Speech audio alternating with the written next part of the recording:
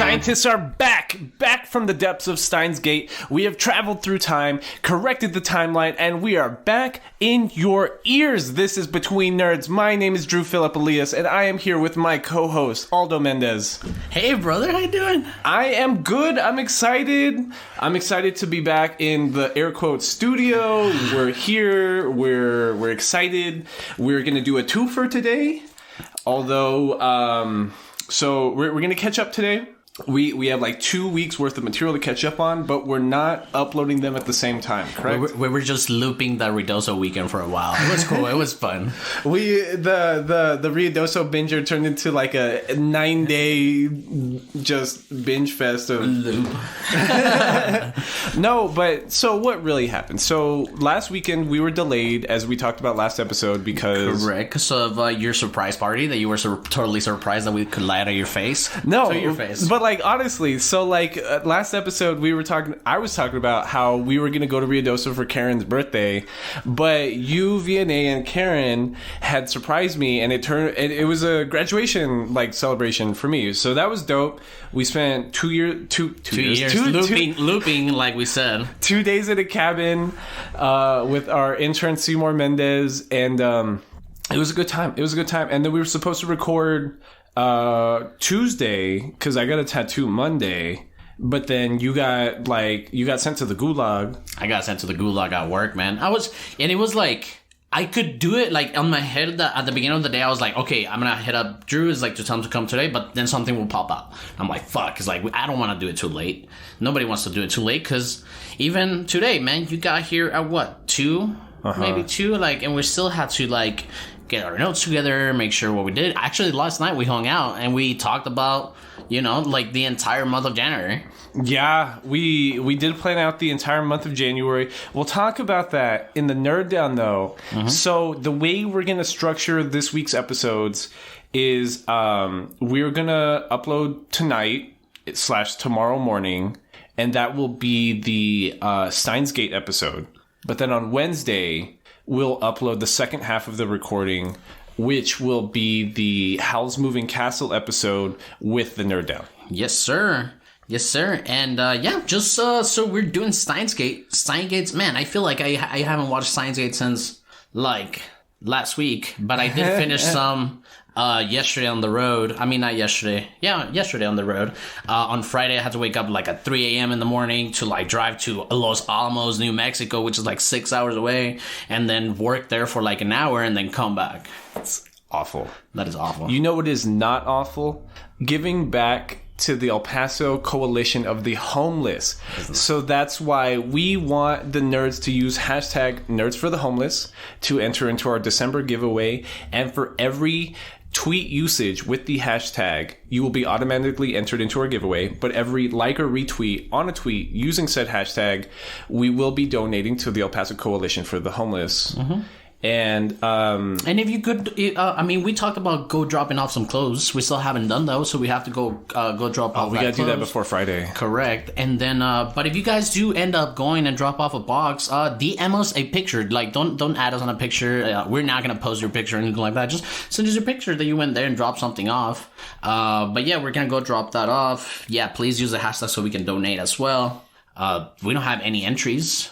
We have one entry. We have Mr. Dominic Rodriguez is our solo entry for this month's giveaway. And there have only been like 4 hashtag usages. 2 of them were us, and then 1 was Valentin because we bullied him 2 episodes ago. Mm-hmm. Sorry, Valentin. I know we're 10 days late now, 11, and that meme that he put up on Twitter, that was funny. It's hilarious. Mm-hmm. And then, so if anything, we can get into it. What are your initial thoughts on Steins Gate? Steins Gate was great, man. It just felt so quick about what was going on, even though it was confusing at first. Because, we started first episode with Hokian? Well, his real name is Okabe. Okabe. Let's call him Okabe. Okay. Let's call him Okabe. Okabe, mad scientist, kind of eccentric guy. And he hangs out with his best friend. Her name is, what is her name? Mayuri? Mayuri, very, very, I like the character over the entire season is so, like, such a sweetheart. You know what I'm saying? She's, like, such a noble soul, such, just a good person. Yeah, a good person. And they start off with very, I don't know, very casually going about stuff. So they go get a little, what is it, like a little one of those coin quarters rolling like toys. A vending machine toy that's also a gacha game because it's like you can get a rare one. And so Okabe, although he's both playing a character of a mad scientist because he likes pretending he's in like a TV show kind of. He always like picks up his phone and talks to the secret organization that he's like in trouble because the organization is out to get him or something like that. Yeah. So like he's trying to act crazy, so it's like a game, but at the same time, he really is like a college student age person that's into like, I don't know, like quantum physics. Yeah, like big level physics kind of things, and he's interested in like dark holes and time travel. But Mayuri's his childhood best friend, like they grew up together. That's like his sister almost. That's like he takes care of her, so she just like goes along with him to these like science conventions, and they're listening to they're listening to lectures. Yeah, not even like conventions, almost like a scheduled university exhibition of someone's thesis or how do you call it, the explanation? No, not explanation. Can't remember the exact word, but yeah, they expose their thesis pretty much. Yeah. So he goes to one of this because the doctor that he's having his exposition right there, Okabe, our main character, makes it seem like he knows that he's plagiarizing a lot of his work. Yeah, because he was asking a bunch of questions. He was like, that's bullshit. Like, that's not even real. And Okabe gets, like, kicked out of the lecture hall, basically. And that's when we first start seeing that, like, the first half is kind of horror-ish. Or, like, really... Like, it tries to get your adrenaline up because the very next scene is he just walks down a hole and sees, like, a dead body. It's almost like a murder mystery. Yeah. All of a sudden, there's a dead body. And Okabe turns to Mayuri and he's like, we gotta get the fuck out of here. Like, this is weird. So then he jumps on the phone and he calls, like, his best friend at the lab who's also, like, his lab assistant. Mm-hmm. And he calls Hack instead of Hacker.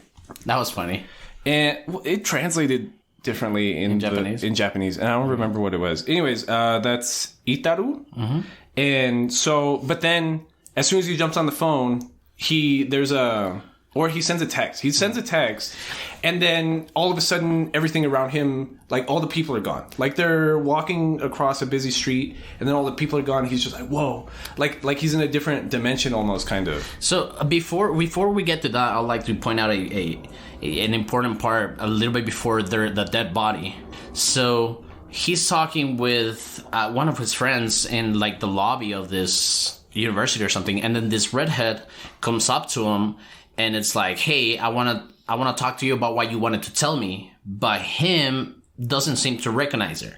Mm-hmm. It's like, what are you talking about? You're crazy. And then she's like, look at you, you're acting crazy. So they both she recognizes him from somewhere, but he hasn't met her yet. And then later.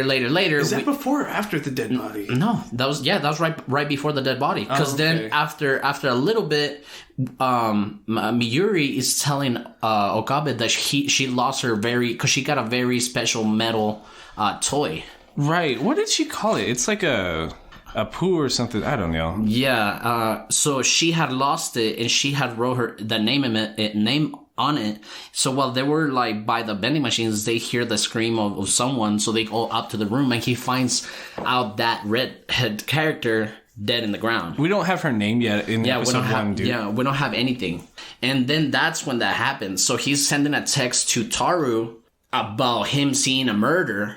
And after that, that's exactly what happens. Yeah. It's like it's all, this anime's about time travel. So then that's what our first sense of like a time skip, like right there. And like, he doesn't even know what's going on yet, and he just goes back to the lab, and that's like the end of episode 1, basically. And do they announce that the satellite crashed? Yeah. So Yeah, then right. That's why everything's empty. a satellite crashes into a building that the lecture was happening at, right? It was the same building, right? And so then the way the text messages work in this, I guess texts work different in Japan in 2011. They're just sending emails to each other, kind of. I think it's just trying to represent like old school text messages, like MSG. Oh no, what is it? SMS message. Because remember back in your flip phone, it would be like you would send it, and then it will save a copy of the reply, and then like send, and then you would send it. So it would I remember that. But like in a lot of anime are like this around this time. They don't go through the phone number. Like the SMS texts were going through the email address, like here. So then at a certain point in this, Okabe like goes through his phone and he sees that he has like an email from like 5 days ago, and he's like, I don't remember fucking sending this. When did this happen? And that's like another sense that like there's just time skipping going on. But us as an audience, we're not supposed to know what's going on. He does find the audio file that he can't see at that point. Oh yeah, I mean the video file. Yeah, he gets like a link, but it's just staticky and you can't hear or see anything. And then that's just where we start going from there. So then we get introduced to that redheaded character who's Karisu. But like in between this, like we see that what's his name? Okame? Okame, Miyuri, and Toru are part of this like almost like a secret evil laboratory. A secret evil lab people, but it's just like a little studio apartment, and they're just hanging out, and like some dude is playing like games in the computer.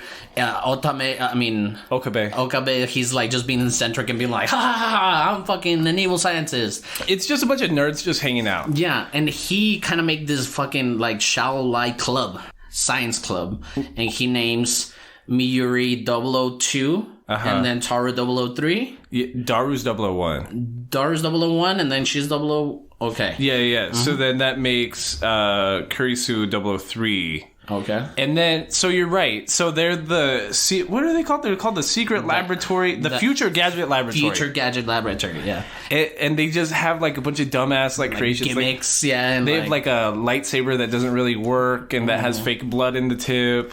Yeah, and like a humidifier that just like makes the whole room like with hot vapor. Everybody gets wet, but it's just like, and it's funny because like Future Gadget number 2 version 2.300 something, but it's just like the first version of it. I think it's funny because when I first found Steins Gate, I found it a couple years after it came out, so it must have been when I was in college. It was like 2012 or 2013. This came out in 2011.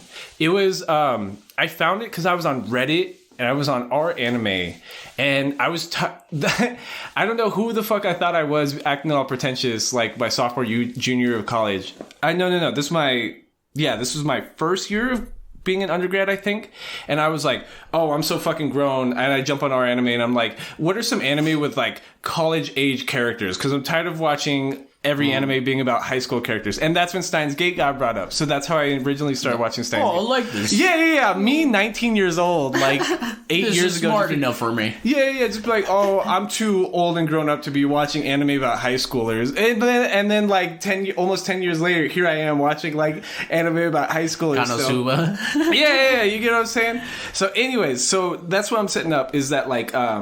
It makes you pay attention. It does make you pay attention. It wants you to pick up details because it's going to be important later because there's so much just jumping happening. And it's... I don't even remember how... So he does the jump, right? The one that you talked about when he sends that first text message. Yeah, when they're crossing the street. Or D-mail when they're crossing the street. So he gets to the club, to the Future Gadget Club, and he tells Taru about the exposition of the thing. He's like, what do you mean it hasn't happened yet? So it skipped back. That's right. So he's like, what do you mean it hasn't happened? It's like, I just got back from there. And he's like no, it's it's in 5 days or something like that, or it's in a couple of days. But then the doctor canceled in this timeline, in this loop, in this leap. The doctor canceled his exposition, and then we see that they're at the lobby, and they're like, "What? He canceled his exposition?" But now what's like a redhead's name? Kurisu. Kurisu, now she's exposing her thesis, and then he goes to that exposition, and then he starts talking shit to her, and they're like... You're right. Well, okay, so maybe I'm confused, because the way I remember that happening is what you're talking about. So they go back to the convention... They're gonna watch the lecture. That's the first time he see Kurisu is in the lobby because she was the dead body he saw the first time. So he grabs her. Like, He's what like, are you doing? And she doesn't know who he is. Yeah, and she's like, "What, you fucking weirdo? Get the fuck off me!" Like you were dead. Blah blah. No, he doesn't even tell her that. Yeah, he's like, "Oh, maybe I am tripping." And then Mayuri's like, "Yo, get the fuck away from her. Let's just go watch the lecture." So then they don't even know she's giving the lecture. So they get up there, and she gets up there and starts presenting her thesis. And then he's asking all these questions. He's like, "Dark holes aren't real. Like we can't be through particle physics. We can't be like doing time travel. It's bullshit." And then she starts just like flaming him in front of everybody, just being like, yeah, she's even like, "Let's make it open concept then, and we'll sit here and answer all of your questions and all of this." And then we just see like him super angry at the lobby again, because then he starts remembering like how he like how she shut him up all the time with like his fucking questions, because he's all eccentric and stuff. But then now she comes after the exposition when she's supposed to be dead.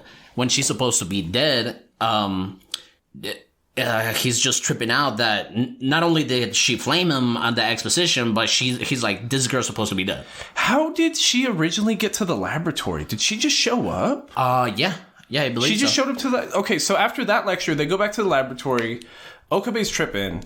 And Daru's just like, whatever, dude, you're weird. You're freaking out. Who gives a shit? And she just shows up? I think so. I think she just shows up and she's like, oh, and even, what's the little girl's name? Mayuri? Yeah, Mayuri. Mayuri's excited. Oh, another girl. You want to do cosplay? Blah, blah, blah, blah, blah, blah. Yeah, because she's a nerd. They live in, like... a part of Tokyo that's just like it's a otaku town. Yeah, a super otaku district. Like Mayuri works at a cat cafe, and she's a server. Cat maid. Yeah, she's a cat maid at a cat cafe with maid cafe, but she's a cat. What's her name? The girl that owns the... Oh, Ferris? Yeah, Ferris. And Ferris becomes an important character. And Ferris is another cat girl who's the owner of the cat cafe and also works there. And... I don't know why I'm bringing up Ferris already. But anyways, so Kurisu is... She's smart because she's 18, but she's already, like, done her research in America. She's a published... Yeah, she's a published author at 18, which means she graduated high school early to go do her college and research in America already. Yeah. And she's kind of, like, very tsundere. Like, she already has, like, red hair. But she comes in as very, like keep your space kind of girl. She's like, I'm interested, but, like, I'm going to punch you in the jaw. Like, you try to get too close. She came angry because of, like, doing that to his exposition. But then they start talking and going back and forth about that time travel. And then... How did they start talking about the time travel? Well, it's because, Daru and Okabe were doing the experiment when she showed up. Yeah. So there's a microwave that they are working on that they are trying to make travel through space and time. So they stick it in there. They take one banana off a bunch of bananas. They stick it in there. They do the experiment. Microwave thing. They set up the date or the time that goes back. A bunch of sparks happen.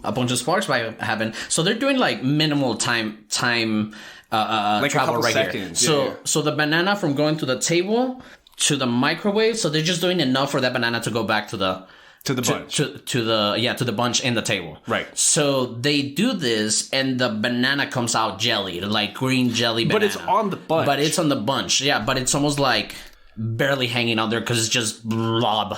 What does it remind me of? It's like flubber. I don't know. Yeah, it looks like green flubber. So then, like, Kurisu... Like Howl's Castle. Yeah, so, like, Kurisu sees that, and she's like, why is this banana on this bunch, but it looks like fucking space jelly, like, attached to this? And then that's when she starts getting introduced to the lab, because all of a sudden she's interested in the bullshit they're doing. Because none of them are real scientists. They're just friends just hanging around, just fucking around. And so... Exactly what you're saying. She's super tsundere, and she's like, I'm the smart 18-year-old published science bitch here, and like how dare you call me your assistant? Who is Christina? So what is his name? Okabe. My bad, Okabe. He like doesn't never call her real name. He's like, you zombie, because she's supposed to be dead, so he calls her zombie all the time. And she's like, I'm not a zombie, stop. He's like, all right, you're my assistant now. It's like, I'm not your assistant. Like, I'm a Polish fucking 18-year-old. Like, yeah, I'm a fucking prodigy, bro. Like, do you know who I am? And he calls her Christina, like, out of nowhere. I don't know why he calls her Christina, because in his character, his mad science character, whose name is Hohoin, her name's actually Christina, and Daru's name is something else. And Hack. Yeah, and I don't even. It's funny. It's because he's eccentric. He's just like almost like child-like at a point, but like. Am I Okabe? No, childlike and eccentric. Okabe is more happy. In his eccentricity. Yeah. But my heart hurts. But yeah, Okabe is just like, I don't know, at this point he seems a little bit happier than how it started because there's more people in the lab now. He's like popular, but he's not popular because we also get introduced to Mr. Braun. Well, yeah, his landlord's name is Mr. Braun. He has like a tube TV repair shop downstairs. CRT. But who I was gonna bring up was Mayuri's best friend Luca. Ruka. Excuse me. And he's a dude, but he's very effeminate. And he identifies as a woman. Mm-hmm. But no, he doesn't identify as a woman in this timeline. No. Well, we meet him because Ruka works at a shrine with her dad, with her family. Yeah. They don't work. They just attend to the shrine. He's a shrine family, son. So they just... So Ruka, him being a dude, he's just practicing his sword mastery. He's doing guy things, but he's very femininely looking. He's very petite. He's very kind. He's very soft, delicate, but like he is a dude, you know? And he's got it's even clear from his first introduction that he has a crush on Okabe. Absolutely. And even Okabe is like, oh, look how graceful she is, and but feminine. She's still a dude, you know? Yeah. So there's a weird, you know, kind of weird connection chemistry going on there. Well, and this is it's expanded on later on, but Okabe's he's very progressive almost. You get what I'm saying? Like he's not like turned off by it. Like he realizes it's like it doesn't matter. Yeah. Later on we'll talk about that, but yeah. He at this point, which is like episode 2 or 3, he even realizes that Ruka probably has a crush on him. He's like, oh, I don't care. You know what I mean? Like he's a cool guy. He's nice. He's Mayuri's best friend. She's not leading her on or leading him on or anything like that. And it's just not my thing. Like I'm just not into like dudes like that, which is like really progressive. And it's just funny because every character introduction is important. I talked about Ferris for a second. Ferris becomes a focal point of like certain plot lines. Ruka is super duper important at a certain point. And I was telling you this yesterday, like this anime, although, like we said, not even just with characters, but with details, like it makes you pay attention. And although it might be a little bit of character dense, it's not as hard to keep track like Food Wars or something like that. Because every single one of them is like, okay, I can feel for this character. I can, you know. You brought this up last night, and I was thinking about it more today. I think what it is like anime like Food Wars. The author likes making characters. Like the act of character design is cool. Because it's a fighting style anime. Yeah, and to that same point, One Piece is like that. One Piece has a bajillion fucking characters. And the thing about One Piece is that half of the characters, it just seems like Oda, the author, he was just like, this is a cool design. Fuck it. Let's throw them in there. Yeah, I'm just going to throw them in. But what was I thinking about? I was watching Haiku, the volleyball anime, which I barely learned last week, even though I've been watching Haiku for like months, is that Haiku just directly translates to volleyball. So the anime named Volleyball it's a lot of the same because they're just volleyball players, but there's so many character introductions. Just like, I just want to draw a dude with gray hair today. This dude has green hair. Fuck it. Like he's a new tough guy. Yeah. Just other team tough guy. He's just tall with blue hair. I don't give a fuck. Like, and that's what's kind of funny about it because to your point, Steins Gate's the opposite. Mm-hmm. Like there is nobody introduced that is in no way tied with multiple timelines here. Mm-hmm. And talking about multiple timelines, I'm gonna have to bring it up early in the episode because it just reminds me of what's Madoka's best friend in Madoka Magica, where she has to go through a lot of leaps. Oh, what is her best friend? Maruno. Yeah. I don't even. Okay, go on. So, what was your point? So, later on, we'll talk about this later, but dude, Okabe is going pretty much through the same thing that that girl in Madoka Magica was going through. Just jumping through different timelines and stuff to save Madoka. Homuda. There you go, Homuda.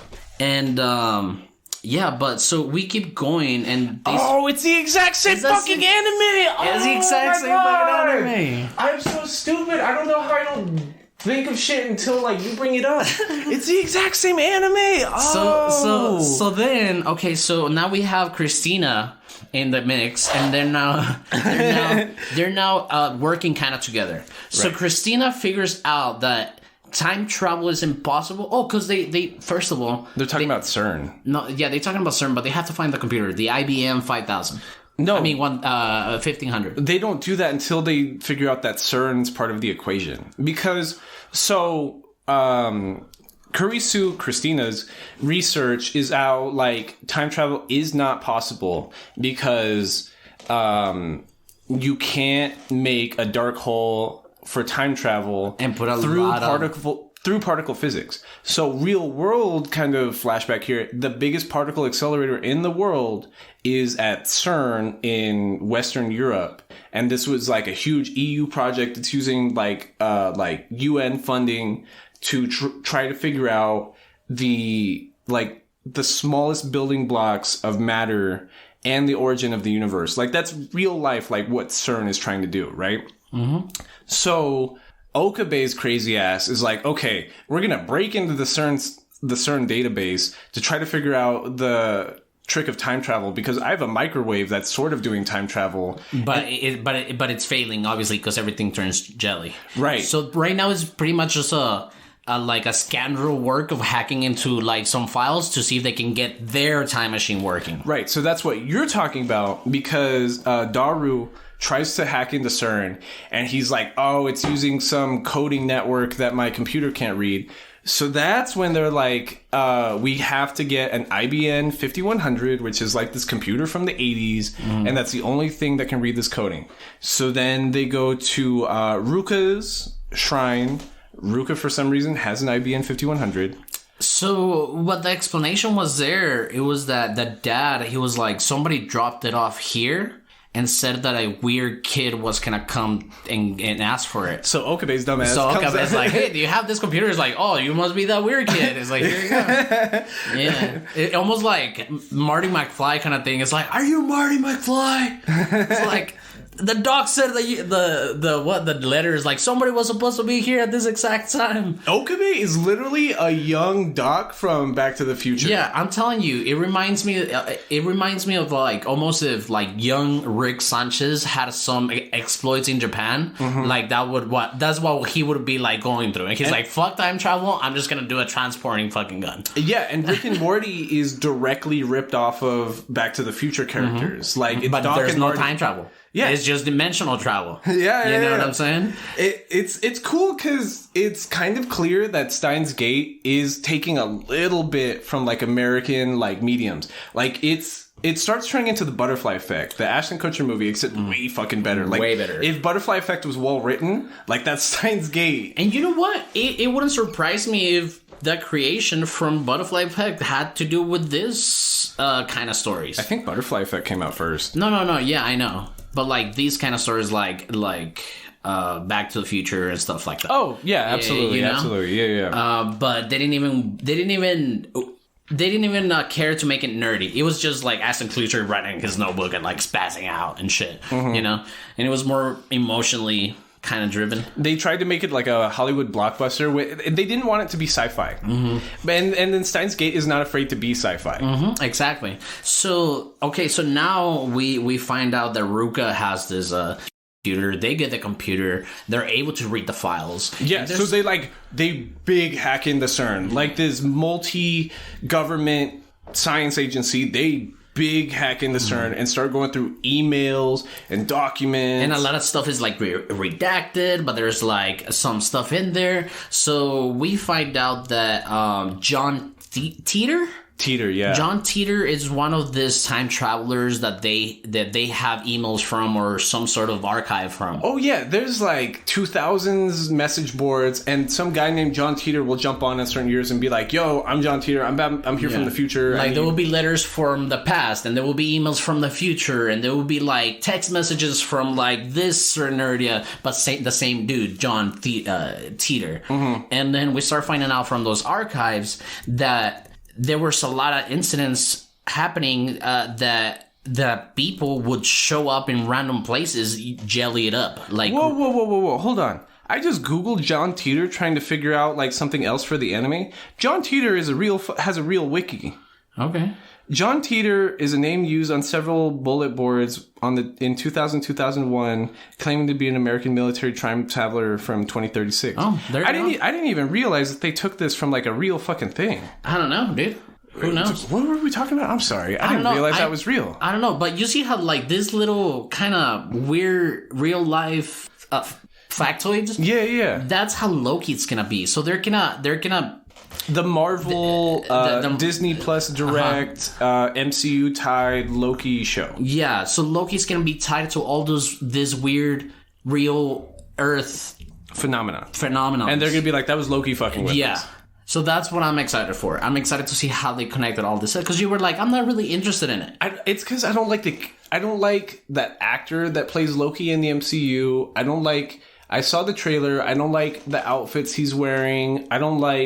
Maybe I just don't like Loki as a character. Like, just maybe as a Marvel character, maybe I just don't like Loki. And don't get me wrong, there were some movies that I dislike more than others, like during the last MCU saga or phase. Phase. That's how they do it. Yeah. So, but even though they were my least favorite, they still connected the fucking universe pretty good. So I don't want to not watch it. I didn't hate Captain Marvel as much as a lot of nerds on the internet did. I liked it. I don't know. It was cool. But I like nerd dude Twitter like fucking hated Captain Marvel. All right, but let's go into Steins Gate. And what were we? We were talking about John Teeter and hacking into CERN. Oh, so they're reading the emails from CERN. Oh, the incidents, the jelly people. Yeah. So they have published reports from CERN that are like, yeah, we tried sending X and X person back in time, and then they kept dying. Yeah, they kept dying. There were reports of them turning into jelly people, phased into walls,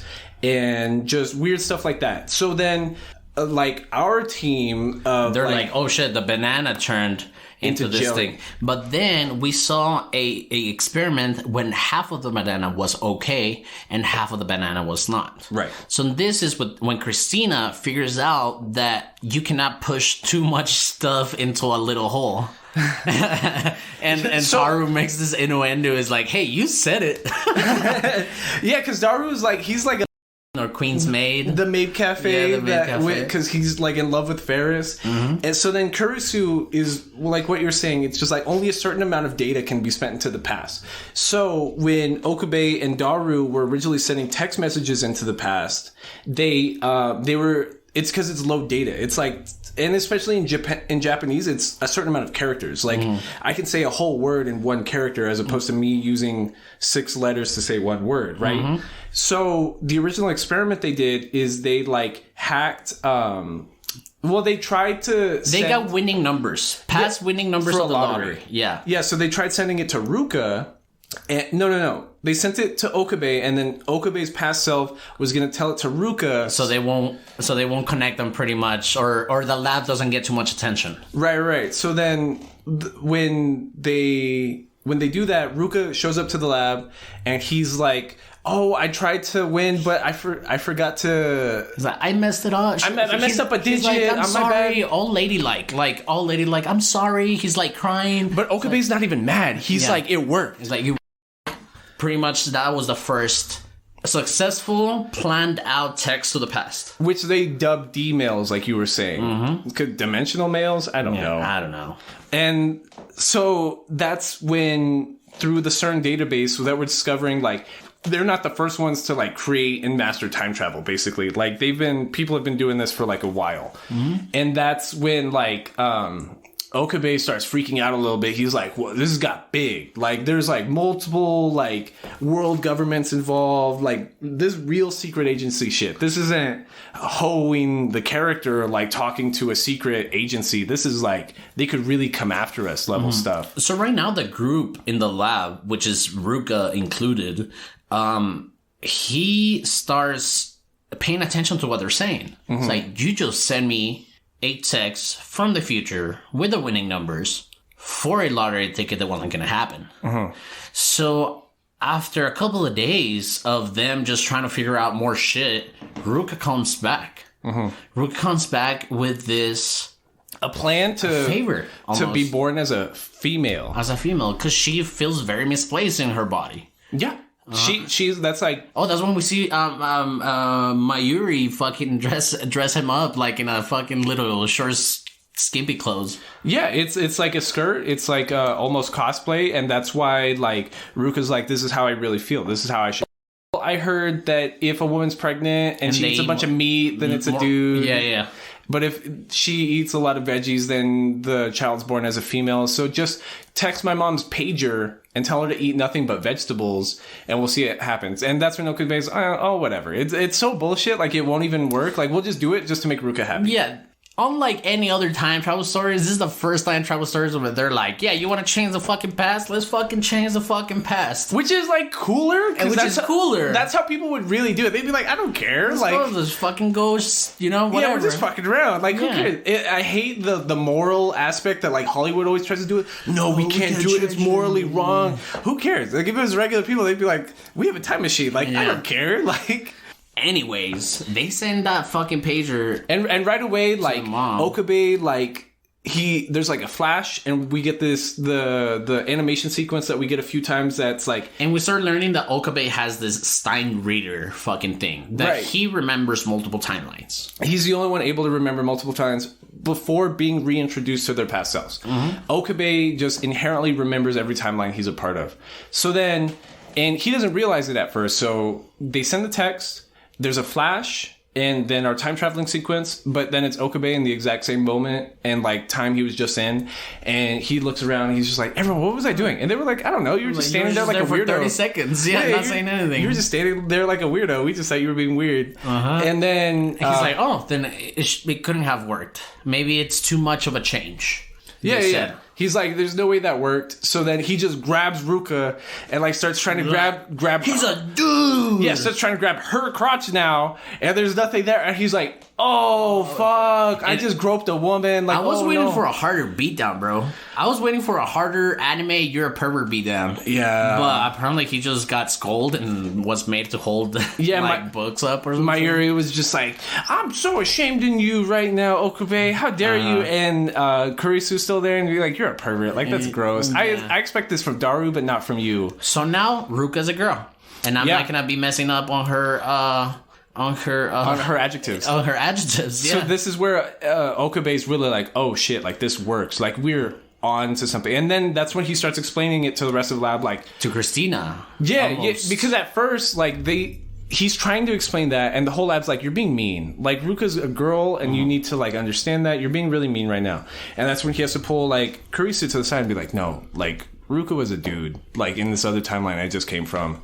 Like, I need you to understand that. And she's like, oh, so it worked. I'm a genius. Like, and then, so he just starts sending texts at that point. He's just like, fuck it. Like, we're gonna send everybody's D-mail now. So because of their current visits to Maid's Queen or Queen Maze, we get introduced to Ferris. Right. So like she's like the best fucking Yu-Gi-Oh player or something. There's like a card game original to Steins Gate, like Magic or like shit like that. Yeah. But then they treat it like the Yu-Gi-Oh anime does, where it's like the super like sports event something. Like, so Ferris is not only the owner of this maid cafe, but she's the best fucking Yu-Gi-Oh player in the whole. Daru's like in love with her, and Daru's in love with her, and she's got pink and talks like a cat and says meowsters.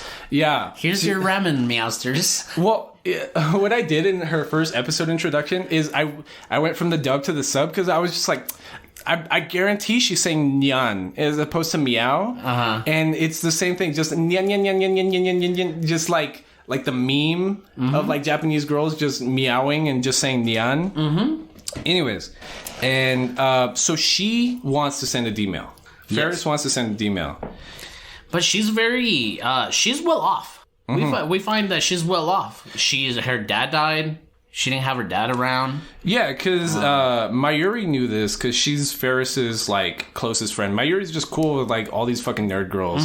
So they go to Ferris's house, and it's like the top story penthouse. Yeah, like 100-floor loft, and like and she has a multi-story penthouse, and she's like, I live here by myself, and I have a butler. And everyone's just like, what the fuck is this? Which is a badass butler, by the way. But and Ferris talks to Okabe, and she's like, I need to send one of these things. Like, I overheard you guys talking blah, blah, blah, this and that. I need to send something. He's like, well, what is it? It's like, what? It's like, you can't read it. It has to be a secret or something like that. So she ends up sending this email to the past. We again see Okabe like flash into this new timeline. And then he's still at Ferris's apartment, and he comes out of it, and he's like, oh, that was weird. I guess it didn't work. But the difference is that the dad's there this time. Ferris's dad is there. Ferris's dad is there. So, Okabe, he knew about the dad, but he wasn't paying attention to that kind of thing. Right. But the dad is back. And now we see that after Miyuri told her, oh, well, her dad, something, he remembers. But now the town is not like an otaku town. Like, it's a regular, just it's no longer a suburb of Tokyo. Yeah, there's no longer arcades or cafes. There's no anime stores or manga stores. Yeah, they had a bunch of anime and manga stores, but now it's just regular, just like tech junk. It's just like...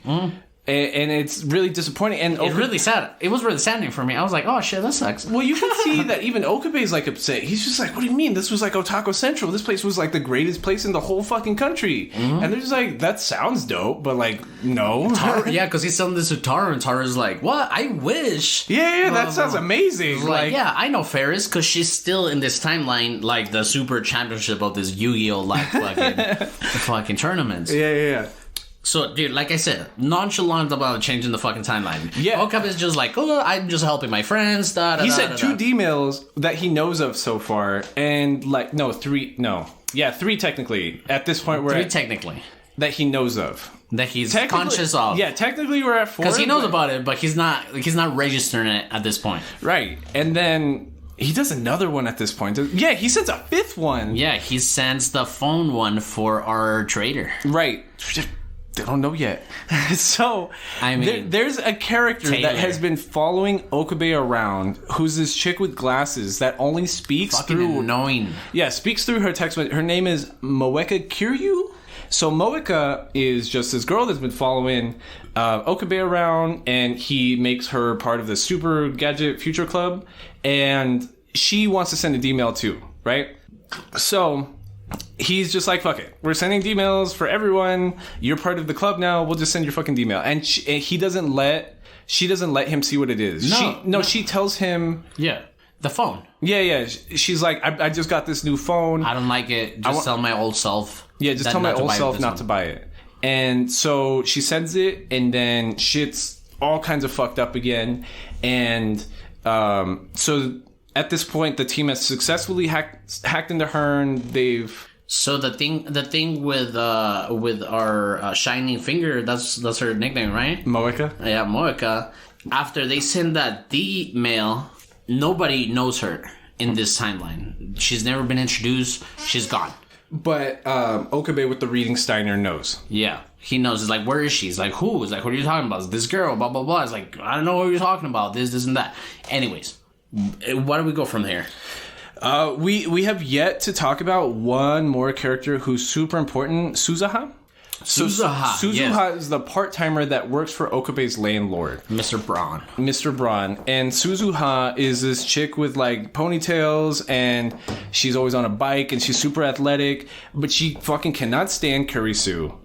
And she has this weird fascination with both Okabe and Daru.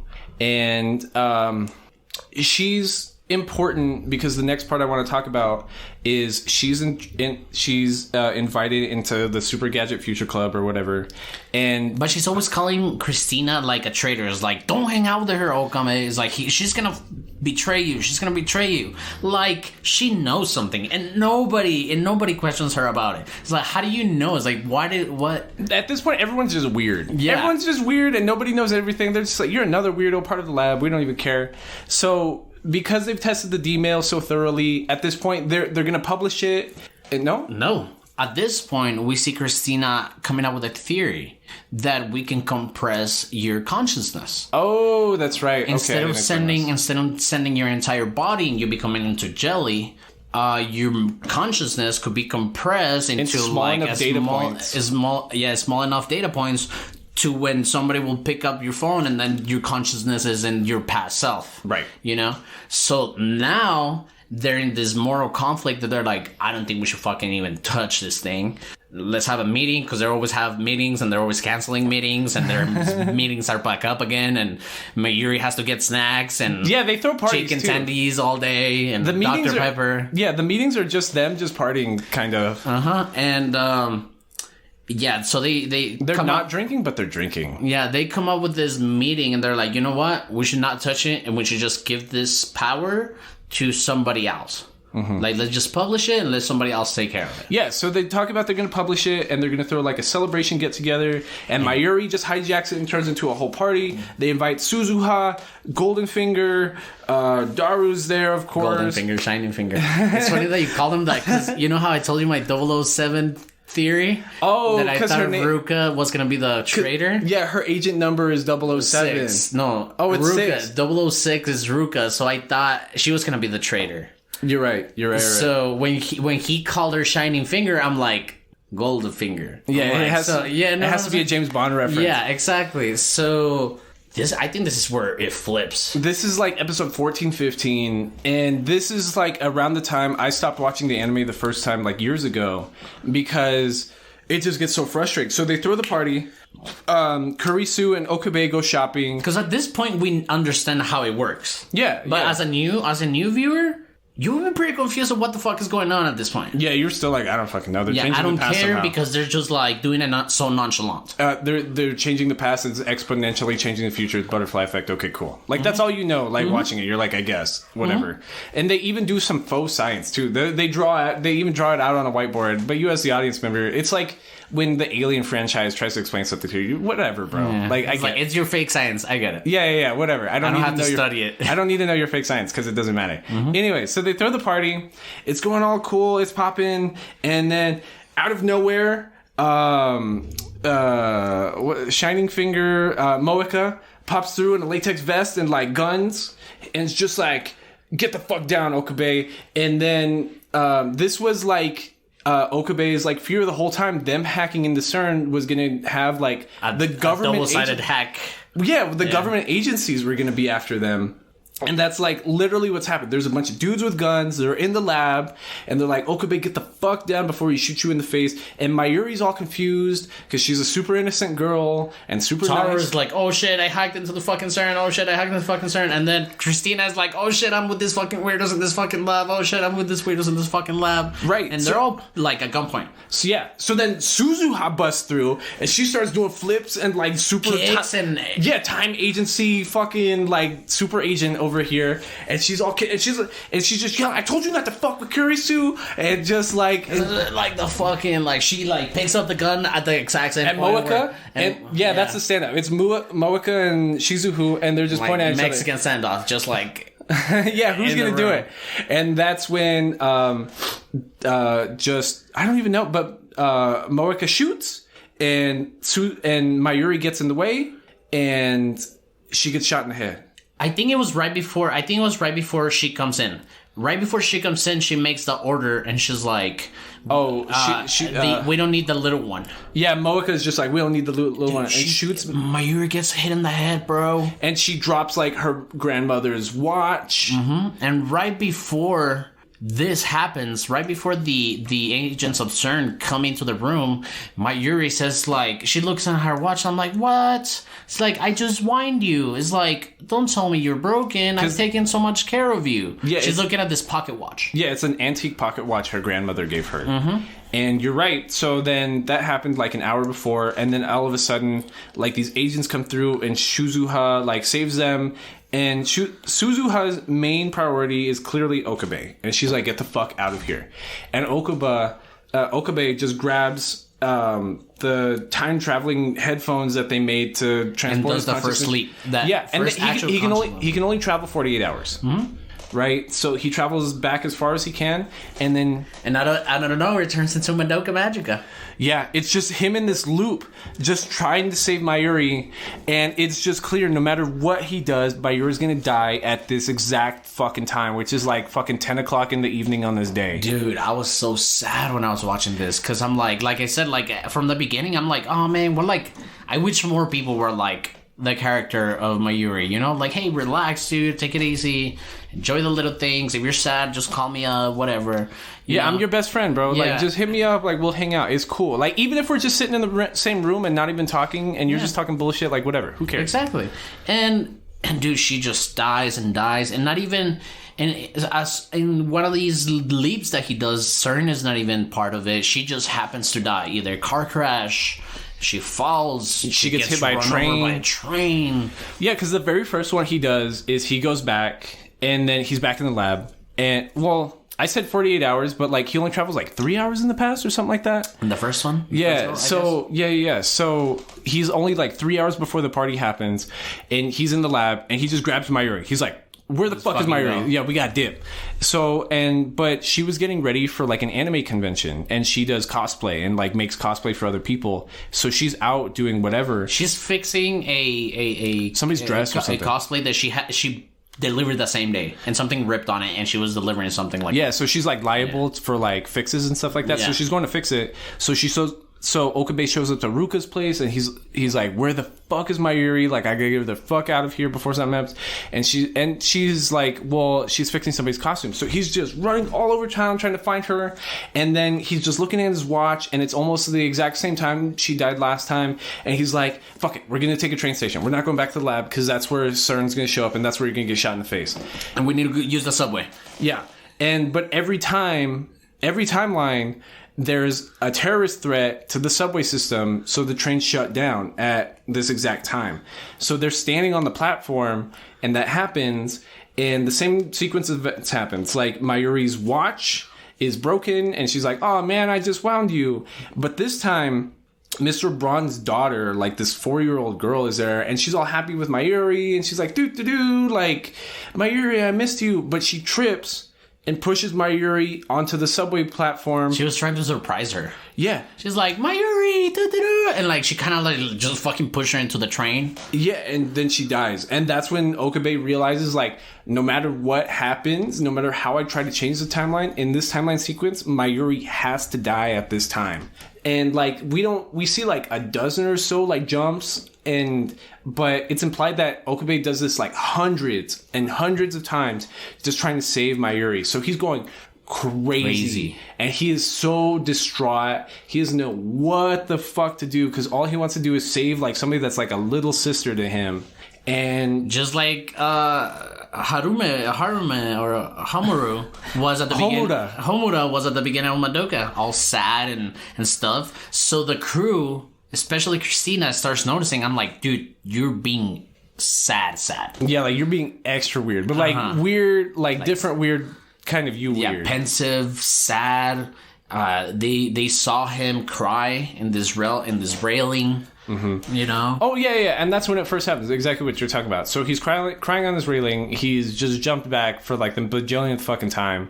And Kurisu's there, and she's like, stop being weird. Like, tell me what's going on. And he just, like, fucking... he just spills the beans. He's just like, your fucking technology works. I've been jumping through time. But like, Mayuri... She keeps dying. It's like, who is like, Mayuri is fucking dying, and I can't do anything about it. Like, super... Like, you could feel it. I felt it. Yeah. You know what I'm saying? Like, his fucking desperation to, like, fuck, nothing I can do. It helps my best friend. Yeah, he's just like, I cannot for the life of me save this woman. Please fucking help me. And she being so fucking smart, she's like, I believe you. Fuck it. Like, I created the technology. I can like unfix the timeline. Fuck it. So they come to this plan that is like, okay, my past self from 2 days ago is not gonna believe you. So because all these loops, like you said, he did like 3 hours. Like from the party to try to save her from that moment. Yeah, but so he's lived that 3 hours like hundreds of times. So now Christina has this plan. Okay, we're gonna max out on the leap. You're gonna go 2 days. I'm not gonna believe you. So I'm gonna tell you something. It's like I'm craving using a fork. I'm tired of chopsticks. I'm tired of fucking chopsticks. Because she has engraved Western cutlery. So like she's like, okay, I'm gonna tell you a secret. I really want an engraved fork because I need it for my matching engraved spoon. Yeah. So that's what he goes back 2 days. He grabs Christina. He's like, let's go to fucking lunch. They got the same ramen place, which was Queen Maid's, but it's no longer Queen Maid's. It's just like a regular ramen place. Yeah. And Karisu's just like, why are we here? And he's just like, listen, like, you need an engraved fork. And she's like, bullshit, how do you know that? And he's like, you have a fucking spoon to go with. Yeah, and that's what she's like, oh, you really are from the future. How do you know that? Like, I'm so fucking, she's like, I'm a fucking genius. Like, it did work, blah, blah, blah. I'm so smart. I really made this working technology. So that's when she goes full, like, good scientist and is like, okay, so we got to unfuck the timeline then. And that's when Suzuha becomes more involved because she has a literal dial from the future that will show you that what Okabe made. Yeah, that Okabe in the future made that show it. The numbers represent a decimal point. So it'll most of the time it's like 0.33 something, and the closer you get to 1, that's your original timeline. Do you want to try to explain how the time threads work? Okay, so from this dial that we see and what I understand from it, because I did pay attention to during these flashes, we also see this dial going. And I noticed that those numbers were getting smaller every time the D mail was going. So my explanation to it is that every D mail change that they did split a hair. So one hair was split, which was our 1.0, and it went lower. And then when they did another D mail, that split of hair got split again. So that's where I got from it. The image. So what's the girl from the future's name? Suzuha. Suzuha tries to explain. It's like, you have to break this trench. You have to make the line, the image threshold 1% again, like 1.0% again. 100%. 100%. 1.0. Yeah. So Suzuha uses the imagery of a rope, and I think the rope's the smartest, like, fucking imagery. Like, shout out to the author. Like, so the way a rope is made is if I have a piece of rope, it looks like one whole, like, piece, right? But within it, I can see grooves that make up several other strands of rope, and within those strands of rope there's even smaller, like, strings, right? And that's what makes it so strong and tense. So what she describes is like, right now we are on the smallest, like, piece of rope, right?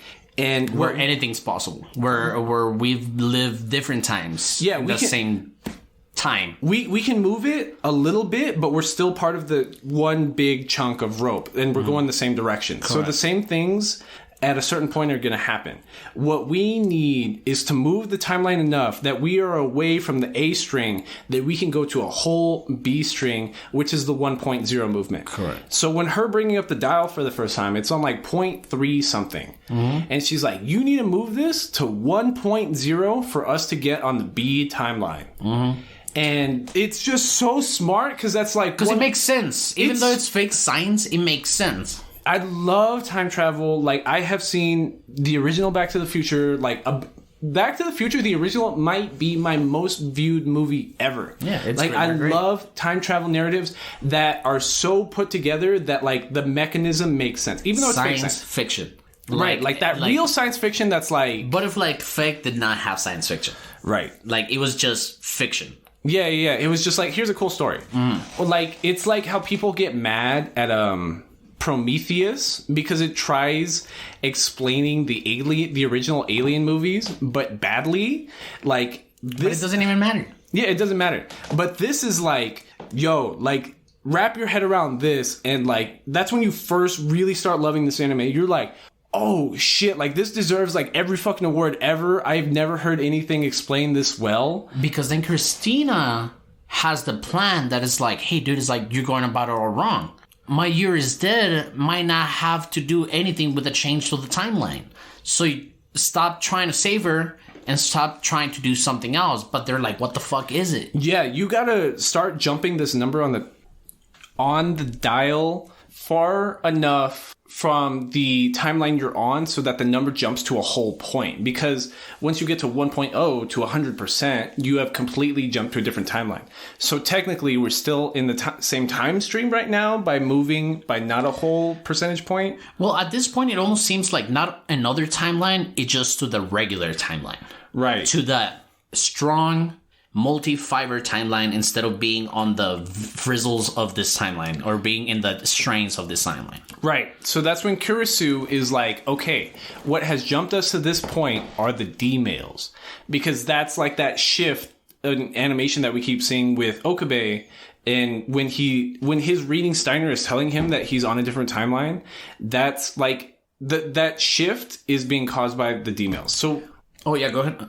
So we need to start reversing the D-mails to get back to a timeline where Mayuri's not being killed. So this is what I really liked about the show and a fucking time travel odyssey, that in every single Hollywood fucking pitch of time travel, everybody's like, don't fucking do it. Don't fucking do it. I like that they went in this story as far as to like tell you, like in another fucking world, like Okabe is telling younger time travelers, like, hey, don't mess with the fucking timeline. Don't mess with the fucking timeline. You know what I'm saying? Mm-hmm. So we see the dangers directly what? Yeah, it's not some made up like morality argument. It's like, yo, like we have the evidence of like how shit goes wrong. It's like how we have the evidence that like if people don't wear masks, then there are more deaths. Correct. So we can directly infer from the data that there is a causation here. Or that people are going broke and they're starving and we need bigger stimulus checks. Yeah. Yeah. But that's... Anyways, I skipped the whole point. So Suzuha, Miss Time Traveler, the satellite that we saw go into the college building where we saw the original dissertations being happened between like in like episode 1 in Kurisu's presentation of her data and stuff like that, that was Suzuha's time machine.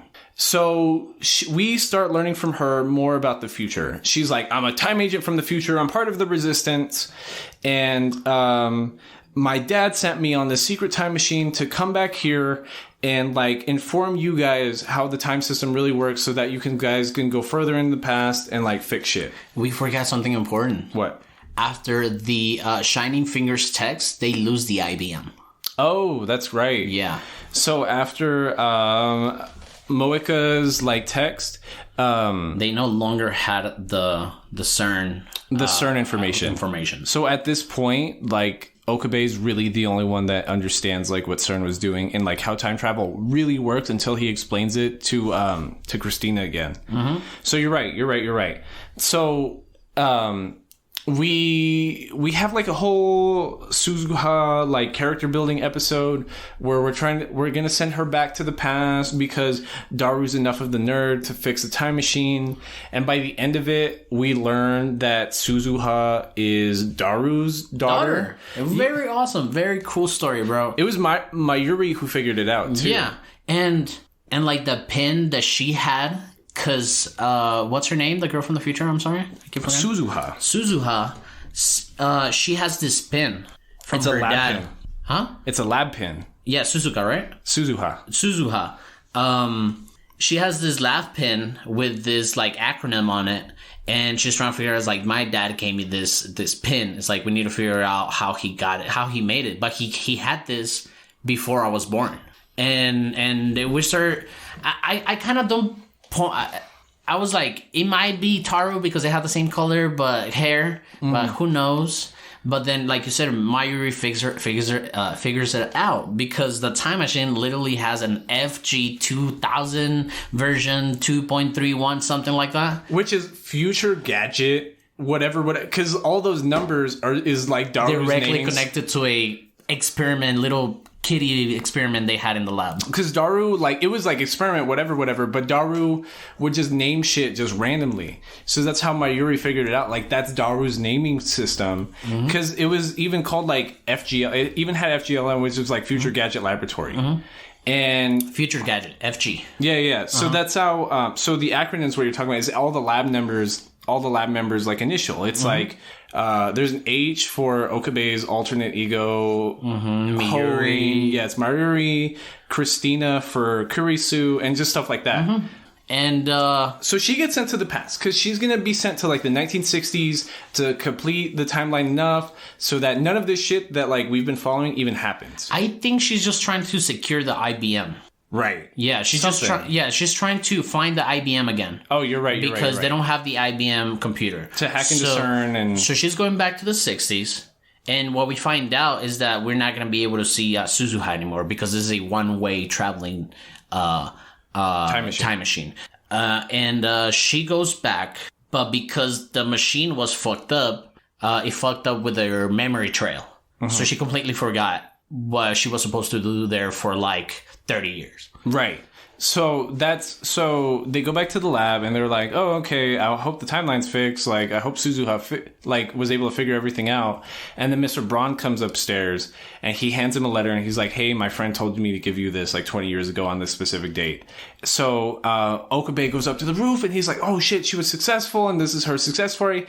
But like me watching it, I'm like, okay, this is episode 17. Yeah, absolutely. You're like, oh shit, everything's great. It's like shit hasn't been fixed because I got 8 more episodes of this.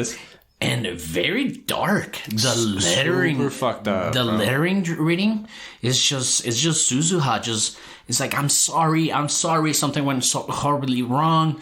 The machine was more fucked up when we thought it was. Well, because she didn't go back all the way. No, she did, but she forgot, and she lived a normal life until like the last years of her life. Yeah, so she lived like 20 years not looking for the IBM 5100, but Mr. Bond knows her because that was her like tenant. Yeah. Her like his roommate that like helped her obviously knowing him in the past. Yeah, and she was really sickly near the end, and Mr. Braun would like help give her groceries and stuff like that. But she ended up killing herself because by the time she realized, she wasted decades not actually looking for the IBM. Yeah, she hung herself.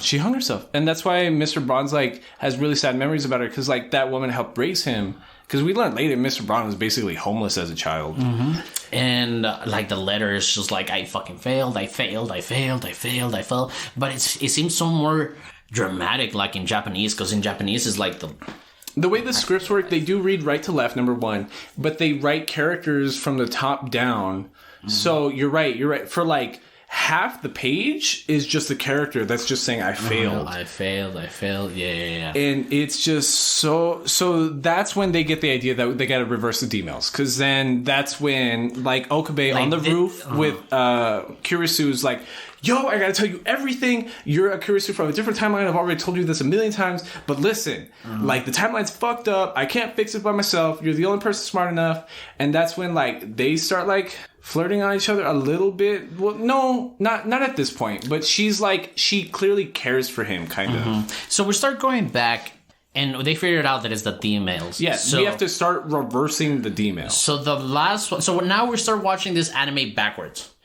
So the last D-mail was Ruka's sex change? No, it was the Shining Fingers one. That's the first one he tries to redo. Oh, that's right. And this one's super crazy because Moeka's. What we don't know about Shining Fingers' text message is that they put her in a timeline where she intercepts the IBM, tells this secret character called FB, which she's obsessed with, and her mission is pretty much done. But we find out in this episode that she's like a super shunned out girl that was getting affection through this FB character. Hold on. There's not even how it's originally introduced. So Okabe in this timeline lives it through, and he finds out the exact day she kills herself. Correct. Right. So because it was after Miyura's murder, wasn't it? Or before? Yeah, I don't even remember, but at a certain point he learns like that Moeka is going to kill herself on the specific date because once he starts figuring out he needs to redo the D-mails, he and none of the other lab members know who Moeka is. He, on his own, like, does some research, and he's like, oh shit, this girl kills herself on this date, so I need to go before then to find her. And he can only go back far enough that's like after the D-mail was sent, but before she kills herself. So he goes to her apartment, and she's just in a corner in the dark, just on her phone, just being like, why isn't FB texting me? Why isn't FB texting me? Why isn't FB texting me? And that's like this super weird / rapey scene happens where like he's trying to yell at Moeka and like grab her phone, but she's like super manic the minute he tries taking her phone, and she's throwing furniture at him, and he's super like, it looks super assaulty because he's like on top of her, like pinning her to the ground. So when he initially starts taking the phone away from her, he's like, oh, I don't want to hurt you kind of thing. But then he remembers, he's like, dude, you killed my friend in this timeline. Yeah. You know? Yeah. So he just fucking winds back and just punches the shit out of her. and decks the shit out of her. At this point, he goes outside, closes the door behind him. This girl's going manic on the door, like, give it back, give it back. That's right. He's got Kurisu like She's waiting got at the lab Kurisu to send on the her phone D-mail. to turn on the microwave and the TV, because I don't even know how the TV is involved at this point, but the TV has to be on. Because it's an old TV, the tubes that those TVs run, the microwave has to run the electricity through downstairs. Correct. Well, I don't know. Yes. So anyways, Christina is like, it's ready. Send the text from her phone to forget about the phone or whatever. It's a good phone, but nothing changes. He just like flashes into the same moments. It doesn't flash. He closes his eyes. Like that's right. It closes his eyes like he's about to jump in time, but then he's like, oh shit, it didn't fucking do anything. And that's when it starts getting kind of more assaulty than him pushing her in the face. But he goes back into the room. The door's wide open. He has her pinned down. Is like, hey, you need to fucking calm down, or like, FB's gonna use you or whatever. But then her neighbor starts coming in, so he has to act like they're fucking doing it. Yeah, so he like kisses her. Yeah. And the lady's like, oh my god, you guys should close the door, blah blah blah, and just fucking walks away. Yeah, there's like a piece of furniture thrown outside, like while the whole apartment's trashed. Yeah. Like you would think that's an assault, not like two people trying to get it on. Yeah. And so yeah. How did he even learn about, like, oh, he goes through her phone and starts looking at the FB text, and that's when he realizes the original text that she had sent for the D-mail was like... We got the IBM. Right. Yeah. She's telling a past version of herself, like, yo, we got the IBM at this time, just take it from the shrine or whatever, so that, like, the lab never gets it. Mm-hmm. So that's why they never met her, and the IBM was gone. After that D-mail. Because FB is this secret person that was telling her, like, hey, make friends with Okabe and get this IBN 5100. Mm-hmm. So he ends up going to the fest. He confronts Shining Finger. Oh, no, wait. She when she was about to kill herself, or she tells him the IBM, it's in a coin locker next to this building. Right. So he jumps back in the past. Because after she stole the IBN 5100 from the shrine, she takes it to that locker you're talking about. So he jumps back in the past before it was taken out of that locker. And he waits out there. No, this is part of the same timeline. Because he waits out there at the locker with Moeka. And she wants to see who FB really is. So she stakes out the locker with him. And we see them traveling across like... a little montage where it goes from locker to the train station, into the train, out of the train station. Well, it's like a train of people. It's different people just randomly just handing off the IBN 5100 at a certain point, and it gets flown to like Europe or something. But before that, the delivery that took the IBM to the airport, we find out that is Mr. Braun. Right. Like, he had something to do with it. Right. And I think he leaps back in time before it gets shipped out. Yeah, he leaps back in time, and instead of doing the whole thing with Moeka... He confronts Mr. Braun. And it's early in the morning. Mr. Braun's stay-at-home dad. Still asleep. Yeah, his daughter's still asleep. He confronts Mr. Braun with Moeka. Moeka was there, wasn't she? Yeah. With Moeka, and he's... And I thought he was going to try to play it off. But no, dude. He just looks at M4 and he's like, you couldn't keep your mouth shut, huh, M4? And he just looks straight at fucking Shining Finger. And he's like, like, everybody's just like... You know, like the noise everybody makes? Yeah, and just all shocked. And that's when we learn that FB is short for Ferdinand Braun. and that's like the big reveal. And so, well, not the big reveal, but Mr. Braun, because quote unquote taking care of her child, she's like, let's go talk somewhere else. So they go to this like construction site in which he tells pretty much the plan to them. And he ends up shooting Shining Finger. He was basically working for the mob, though. Mm-hmm. He was working for everything always comes out. There's always a Yakuza reference somewhere in all these anime. So Mr. Braun is working for the Yakuza because he grew up poor and broke. And, like, he's a good guy now. He's an adult and he cares about his daughter. But he's still connected to their daughter. Like, if they come ask for something, he has to do it because he's afraid of what could happen to her. Because that's what he tells Moeka. He's like, yeah, we usually pick on the loners that don't have anybody else.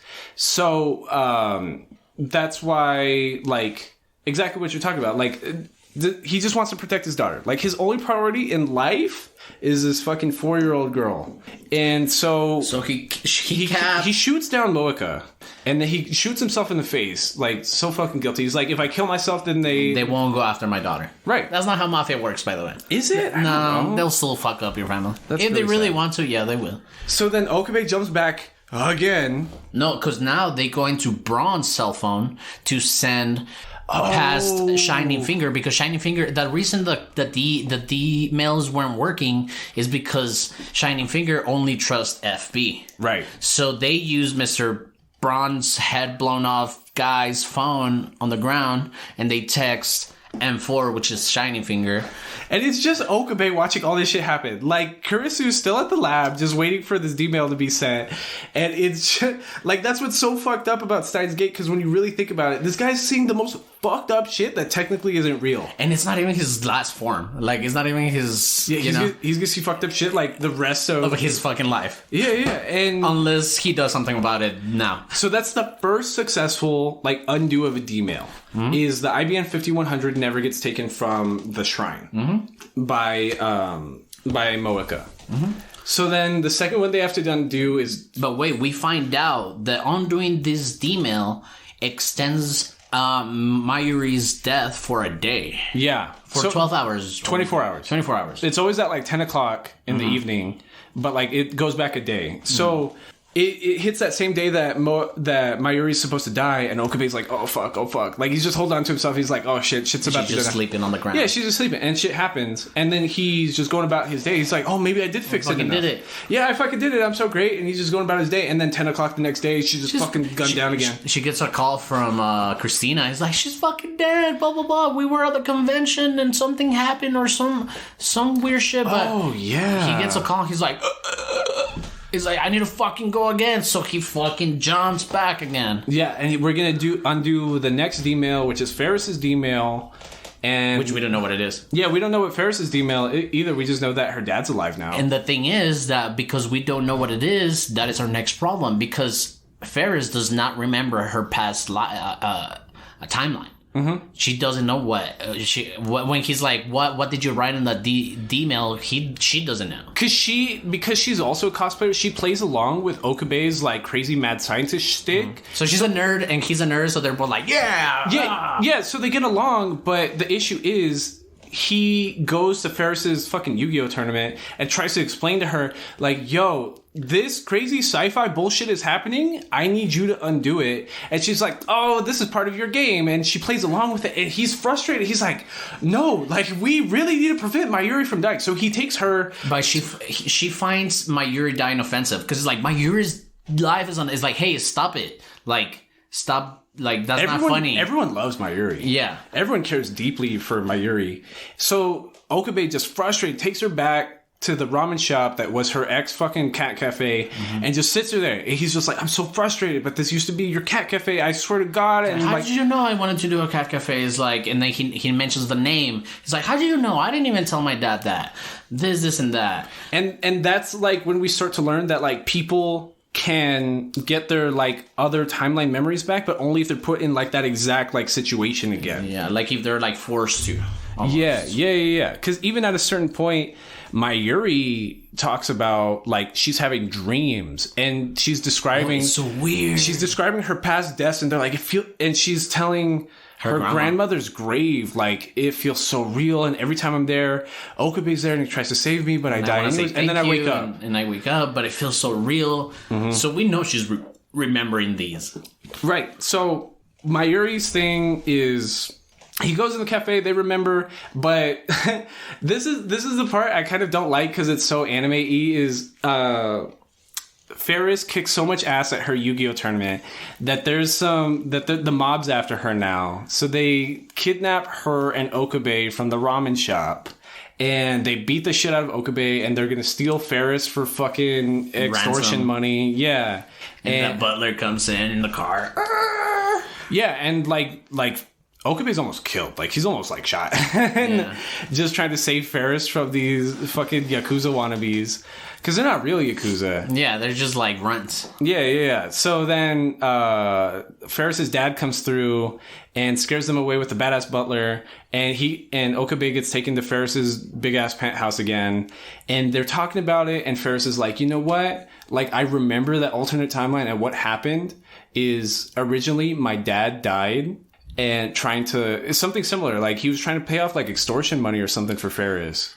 So, I think she what she mentions first is, like, thank you for being my friends when I was so lonely or something like that. And she's like, wait, it's like, how do I remember being lonely? And then that's when she starts remembering, like, oh, shit, like, I remember that in this other timeline, I was so upset at my dad during my 8th-year-old party that I made him change a business trip to come back, but he dies on the plane. Which that was the lie. She was like, "Oh, I'm getting kidnapped, so you got to come over here for." No, I think it was just an eighth grade party. Oh, okay. Yeah. Oh, no, that's the D mail.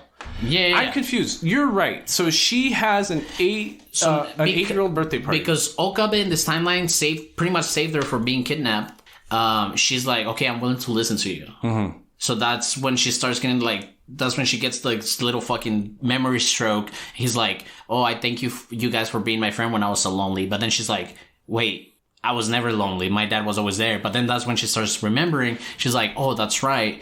In my 8th birthday party, I convinced my dad to change his flight during his business trip to come to my party. And that plane like crashes. And that plane crashes. So she always felt so guilty, and her dad never told her that he was proud of her. So she went into this maid's queen kind of thing, and like that's when she made otaku culture in this town. Correct. Right. So, and that's where we learn that the D-mail she sent was to her dad's phone, telling him that it's okay, you can like just stay in your business trip or something like that. Yeah. And no, I have it confused. Because that's why he changed his flight in the original timeline. Was she sent a lying text being like, "Oh, I need you to come pay extortion money." Because that's why the IBN 5100 was missing in this timeline. Because that's right. Because correct. Because the dad, once they get back to the loft, is like, something similar like this happened one time. My daughter was getting kidnapped, and I had to come by and sell my IBN 5100, and blah blah blah, blah something like that. And so what the D-mail is exactly what you're saying. Just ignore that other text and just stay there and live. And so that's why Ferris has her dad in this timeline, but. So that's where she comes to terms with undoing that D-mail, because she's like, I got my dad in this timeline. I wasn't supposed to have him. And very saddening, because like at the beginning of the anime, it's so nonchalant that you're trying to help your friends, but now is you coming back to your friends and telling them that you have to unhelp them. Yeah, just like, yo, I need your dad to die or Mayuri's dead. Yeah, and her remembering her past lifetime without her dad is like it was all borrowed time. Yeah, and that was like a really like mature way of thinking about it too. Oh, absolutely. And so they undo it. Her dad's dead. The town's a fucking otaku town again, which is, I guess, cool because yeah, it's like what you were talking about. The cafe was only made because Ferris didn't need to impress her dad because she had her dad the whole time, right? Mm-hmm. So in the timeline where the dad's dead, she has a lot of assets because her family owns like half the town. But she is living her best life. Yeah. You know? Yeah, exactly. So then... Without her dad, but... Yeah. So then we got to undo another D-mail, and this time it's Ruka's D-mail, And what I like throughout these undoings is that, for example, in this with Ferris, she was like, I want to remember this serious moment with us. Because in the regular timeline, they're always playing around each other. Mm-hmm. You know? And then we go to Ruka. It's really intimate. They're in like her bedroom or something. He's in like a guest room in the loft, and like she's over there having a serious conversation with him. There was like, it wasn't sexual, but it was implied to be intimate because it was in a bedroom kind of. It was cool. Like it was. The way I think it was intimate is that since they always were playing around with each other, like even Ferris asked him, "It's like, hey, I know what I'm doing. Is like, just let me be weak right now. Like, let me be real right now." Yeah. And I think that's what she was like. I hope I remember us being real with each other instead of just playing around each other all the time. No, you're right. You're right. And so then they undo that timeline. Okabe sees Ferris again, and it's somber, kind of. You get what I mean? Like, it's really... There's like a sad like understanding between them. Because it's not entirely sure she remembers, but she remembers that feeling with Okabe kind of being like... Anyways, so we got to undo Ruka's email. We got to turn her back into a dude, which is like the most distraught thing. So... When Okabe goes about very good writing, by the way. Okabe goes about this completely wrong. So, like, his original thing, he's gonna jump back. He's like, "Hey, you fucking trap boy!" Is like, "I need to turn your back into a boy." She's like, "Oh no!" Yeah, it's so fucked up because all the girls think like Okabe's just being mean and being like, "She's a girl. She's a girl. Like, stop trying to call her a boy." And Okabe's just like, "No, I'm from a different timeline, and it's really a boy, and I gotta turn him back into a boy." And it's super mean, but like we understand, like we know why Okabe's doing it, but.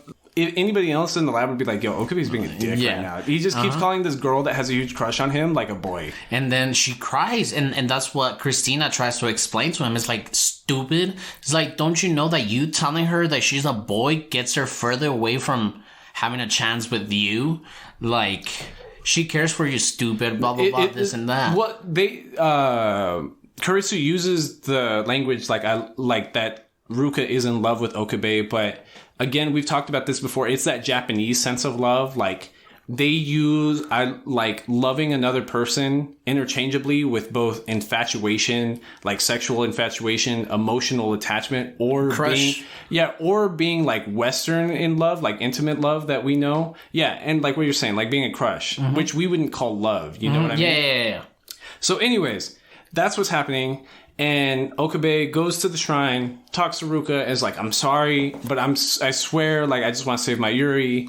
We got to do this, and that. But before she talks to Christina, and Christina has the idea of like, dude, it's like, you need to go about it a different way or something like that, right? Because even Christina was like, she wasn't believing it. It's like, I can't believe you time leaked. It's like, there's no way she was a boy. She's so feminine, blah, blah. He's like, she was like, don't get me confused. He's as graceful as he is in this timeline, you know?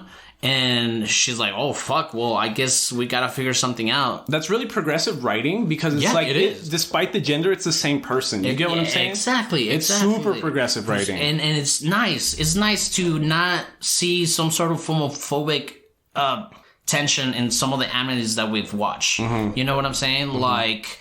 Akame got killed when the big guy Bulla is shown and he's all freaked out by him. Is like, yeah, because Okabe's never freaked out. Yeah, he's never freaked out. He understands. And even in this timeline, so what Ruka, that's what a college educated people has. Kind of, yeah. But we don't even know if Okabe ever actually got his degree. Yeah. But so what you're talking about, at a certain point, Ruka listens and is like, okay, I will send that page to my mom's pager. I will tell you the number because I don't know the number. Yeah, I'll give you the number to my mom's pager if you go on a date with me. And Okabe, he's almost asexual, like to the point that he doesn't see. It's not. He's a scientist. Love is just a chemical reaction to him. You know what I'm saying? Like, he doesn't see any of the women around him like sexually. He doesn't see Mayuri like that. Because he's dealing with trying trouble shit. It's clear. Yeah, it's clear him and Kurisu have a lot going on, but like he doesn't see her like that, and it's real mature because when Ruka's like, okay, we can send that. I'll give you my mom's pager number, but you got to go on a date with me. He doesn't want to go on the date, not because he understands Ruka to be a dude, but just because like he doesn't see Ruka like that, despite the gender. He's just like, no, that's like my little sister's friend. Yeah. This is like just somebody I'm cool with. And I forgot to mention throughout these leaps that he's trying to fix this D mails and some of the some of the obstacles that they had to go through, Okabe gets really real with different timelines, Christina's, and he starts calling her by her real name. And Christina, she's like, oh shit, it's like, did you call me by my real name, assholes? Like right about when you're about to leap, I'm not gonna remember.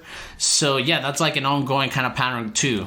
Yeah. Because right now that you mentioned that, yeah, it looks like they have something going on, and they do have something kind of going on, because at all these frustrations that Okabe is going through his best friend's murder, she's there to help him. Mm-hmm. And she has some sort of like they crutch on each other almost. Like it's not even like an attachment. It's really like they need each other to fill each other out, because they're both so like socially and like inept kind of. They need each other to get by. So they're very alike. Yeah, I bring that up because they're like emotionally stagnant to the point that Okabe is afraid he can't pretend to be interesting to Ruka on this date that he has to take her to get her to agree to give the pager number. Mm-hmm. So Kurisu and Daru like follow them along on this date. It's super awkward. Like, and they make them like, you see a lot of this. You know, people get like, oh shit, you know, excited for their first date and stuff like that. It's like, dude, just be yourself. And this is what this episode is kind of referring to. He was trying so hard to give her a nice date that he forgot to be himself. Yeah. Which is what Ruka likes. Yeah. She likes Okabe despite... she likes all the annoying secret agency gimmicks. She likes the Ho'uin character. Mm-hmm. She likes the super future gadget thing. Mm-hmm. So like you said, it's very awkward throughout this whole date that they had. Yeah, and at a certain point, he just like lets down. He's just like, you know what, I'm just going to play the character. I'm going to be me. And... that was... So when they finished this date, Ruka was like, oh, okay. It's like, here you go. Here's the number. Thank you very much for doing this.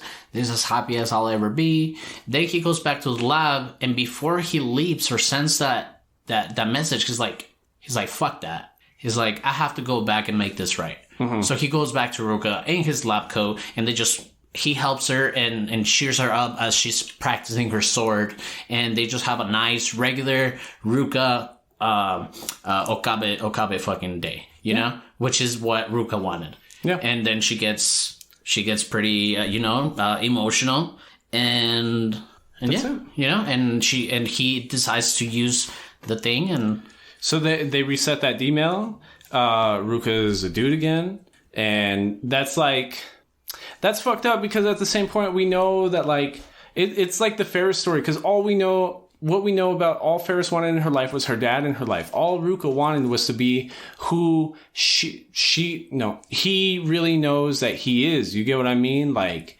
and it's just, it's super distraught, because it's like, we're doing all this to save Mayuri, and at what point is Mayuri's life more important than Ruka's happiness, than Ferris's happiness, than... And I go back to the character of Mayuri. Like, she is the best friend. She is that person that everybody can rely on. You know? Yeah, and what I'm thinking about, since when I watched it, I in no way thought of Madoka Magica, which I'm glad you brought it up.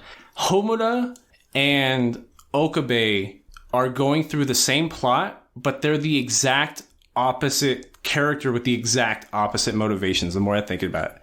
Mm-hmm. So, Okabe is doing it to correct a mistake and get back on the original timeline.